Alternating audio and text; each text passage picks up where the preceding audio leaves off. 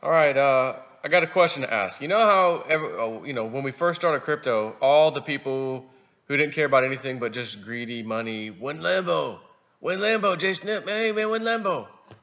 That's the question. Win Lambo. That is now the new, not the new meme. It's been the meme for crypto.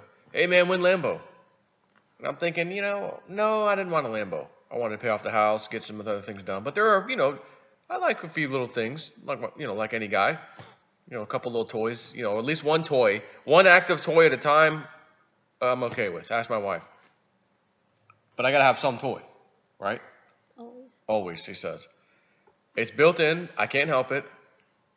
I try to manage it the best I can. That's why I don't buy jet skis, buy this, buy all these things all at the same time. No, get one, use it for a while, get rid of it. Get another one, use it for a while, get rid of it. Okay, but a man needs something every now and then. Okay, so J Snip 4s, when Lambo, it never was a Lambo involved. But I had a little bucket list, and I'm going back to the bucket list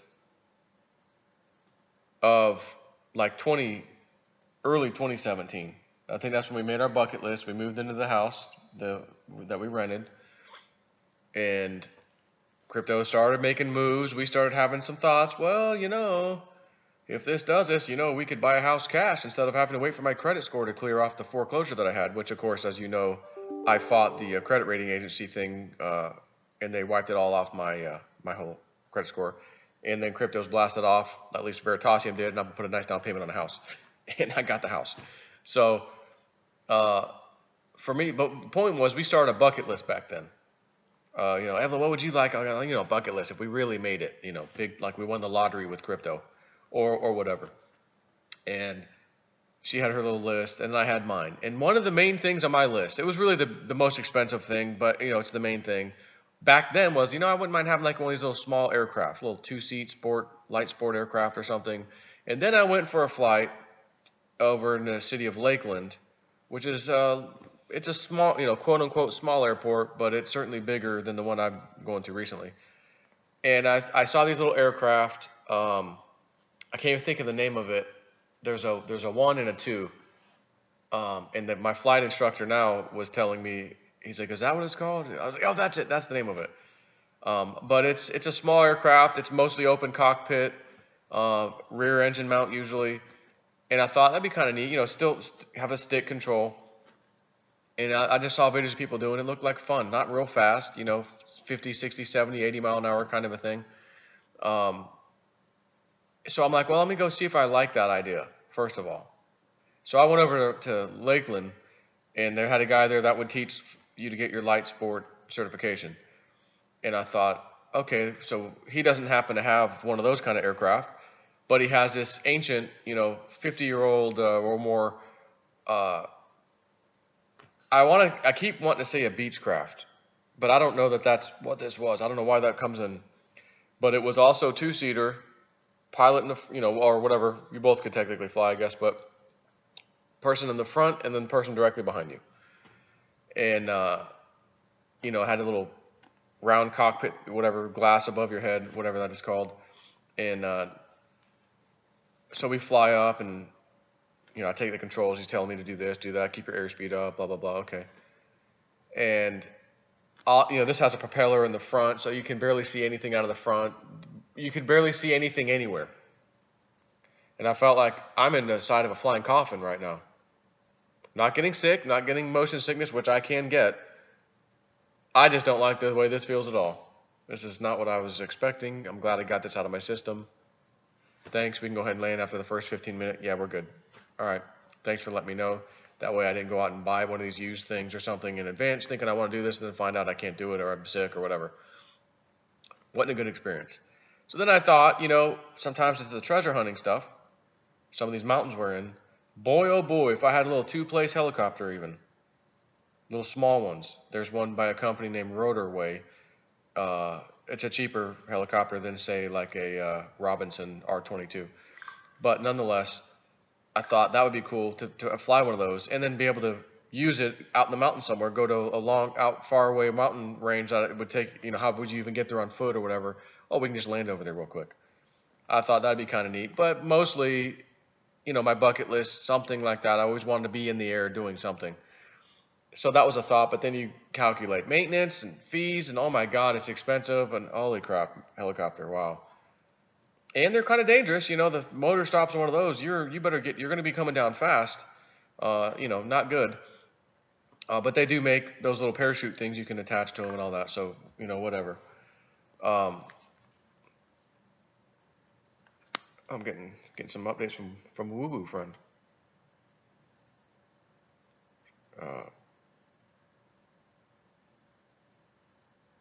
Hang on. So anyway, so I've thought about that, but I don't know about that. And then the whole flight airplane type of aircraft came back in, and this was just the other day. And I'm just starting to poke around, and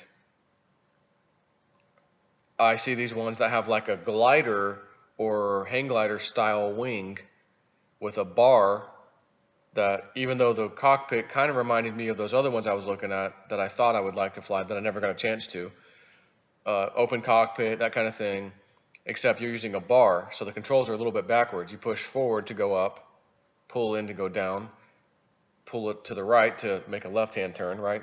Because you're moving the wing, so, Anyway, so I thought, I want to look at that. And I see a couple of videos coming up, like, man, that looks really cool. It's like you're really out there in the open. Like, if you could be a bird, this is the closest thing to it. They're slow like the other ones. Okay, that sounds good. So I went over to a different airport, Zephyr Hills, a small one, a lot less traffic than the other one, and met a guy there. His name's Larry, and he owns a company called Evolution Trikes, I guess, evolutiontrikes.com. And he said, yeah, come on over. So I went over, and the weather wasn't quite good. He said, for your first time, even though it might be a little bumpy up there, choppy, it's your first time. I want you to have the smoothest, awesomest ride ever. So, getting to fly in bumpy weather later is no problem because you already know how to fly and everything, and you're used to it. He goes, but to start you off like that, I just want you to have the best experience. So he said, how about tomorrow? Weather should be a little better. So it turned out me and my wife could go, and they had 2 trikes there. So I went up with him, and my wife went up with another guy, and we were flying in formation and going down by the fields, back up over trees. Like, you can do that kind of maneuvering in these aircraft. Other aircraft, you can't do that. So these are kind of awesome because of that alone. But I thought, wow, I could go over here in Florida off the coast, go out to Clearwater Beach or whatever, Anclote Key off of Tarpon Springs area, fly around there and come back. You could easily do that on a tank of gas. And I thought, how cool would that be? It's so peaceful. So we went up there, and I'm like, wow, this is a way different experience than I had before. This is really nice. It's peaceful. It's calm. You live out in the country and you're away from everything is one thing, but when you're up above in the sky, just soaring around, it's a whole nother other level. It was very nice. So Evelyn, I was like, yeah, what did you think about that? She goes, I really enjoyed that. That was fun. So I'm like, if I were to get licensed and stuff, you'd come up with me? Yeah, it's quite safe. The engine stop on those, you don't just fall so fast. You can glide quite a distance. I mean, you need to be looking around like you typically would in any airplane as you fly. Oh, just in case something happened. Okay, I'd go that way, land into that field. You'd still want to do that. But they would come down quite a bit slower than, say, a helicopter or a heavier aircraft. The other thing was everyone I've seen so far has a parachute on it. So you shut the engine off in emergency, your wing broke, you got a mid-air collision with somebody or something, shut the engine off, fire the parachute, boom, you come down safely. So I thought, wow, talk about super safety, like that's my kind of thing. So I really enjoyed it up there. It was not like my last experience. And then I was like, man, I really like this. So I'm going to end up ultimately doing this. I'm going to take training. I took the rest of this month off. I was actually going to do something else, and then this came up, and now I've just realized, well, I'll just do this instead. And I'm going to try to get my sport pilot license as fast as I can. But the question here is, that's on my bucket list. I just want to know, is there anyone else out there when cryptos do their thing per se, or maybe even now if you wanted to do it now, like you're in a financial position where you don't care anyways, but we might have the crypto crew, like the crypto flight crew, where every now and then we do fly-ins together places, we do meetups and fly mountain ranges, or like, you know what I mean, like take a week off kind of a thing, or a few days off, whatever, meet somewhere, which would mean you'd have to trailer in your thing. But they fold up, the wings fold up usually, like you can trailer it, put it in the back of an enclosed trailer, you know, like a 16-footer or 18-footer, and no problem, kind of a thing, maybe even smaller than that. And I thought that would be kind of neat, and I've seen some of his videos. So I'm just wondering, anyone's bucket list similar to mine, and wants to do some flying at some point in the near future, maybe not so near future, but in the future. And I thought, you know, I visited ECETI back in 2018, and it was a great experience. And I saw a video recently with Cliff High talking about it with a couple people, and his take may have been, he said, you know, it was just hearsay at this point, but it seemed like there wasn't very many positive things that some of the women there felt. They almost felt like they were below the status of some other people there or something. I didn't see that at all when I was there, but I kind of feel like maybe I should do a whole separate video on that subject. But the point of me bringing that up was, it was a beautiful place. Mount Adams is right there. Oh my God, if I had one of these things and I was licensed, and I could just take people up over there, like, oh, hey, we're going to ECETI again this year, our national ECETI meetup, and a few of us have these trikes with secondary passenger seats, right? You know, a two-place vehicle, and we're taking people up or whatever around the mountain and back down, go get someone else. You know, taking our husbands, wives, whatever you may have, to do the same thing. I thought that would be really cool. But there's other mountain ranges too across this country that are absolutely beautiful. You just can't get to. There's places you just can't get to in a car or walk or whatever. So it's like unseen by man for God knows how long, right? And you have an opportunity to take something like this and fly slow, 45, 55, 65 mile an hour, just barely cruising by something. And if you want to dip down really close to the ground and come back up, and you can do that in these vehicles. Now, you can't do that in populated areas, but you can do that where there's not populated areas. So I'm just doing a video to find out how many people am I counting in on the SNP flight crew, where we're going to be flying, doing videos flying in formation in the future. Okay, again, it may take cryptos to really take off before everybody can buy one of these things. Now, you can find them used online. There's a website called barnstormers.com, and you could probably just type that in, barnstormers space trikes, and see what comes up. And you'll see some of these things, but they're used. You can find them from $10,000 to $20,000 there, like fairly frequently. If you want a brand new one, again, depending on engine configurations and all kinds of stuff. I mean, there's single place ones. This company that I'm taking lessons of, they got a brand new single place that's actually classified under whatever the experimental thing is, where you don't even have to have a license, for like 20 grand, I think. And I can't remember if it has a parachute on it or not, but you can always add them. But they range 30,000, 40,000, 60,000, 80,000. Like, you could spend some money on these things. For me personally, I'm looking at used. I don't want to go buy a brand new one right off the bat. But again, if cryptos take literally, I could be looking at something used today, again, between 10 and 20, let's say, and purchase it, and then find out in 2 months from now, yeah, you know, I think I would like a little stronger motor, blah, blah, blah. Oh my God, cryptos. This is my house story all over again. I got into crypto at $6. It's 120 right now. It's gone up multiples. I'm taking my profit to buy this house, right? That opportunity may be arising for a bunch of people this year, in honestly just a few months, possibly, where what your portfolio looks like right now, whoa, it just took a turn for the better part of like forever that I've seen. And you may have a little extra play money, and maybe again you have a little bucket list. Oh, I always wanted to do that. Oh, I never thought I'd be able to afford to do that. That's the beautiful thing about cryptos. You're going to be able to do something at some point.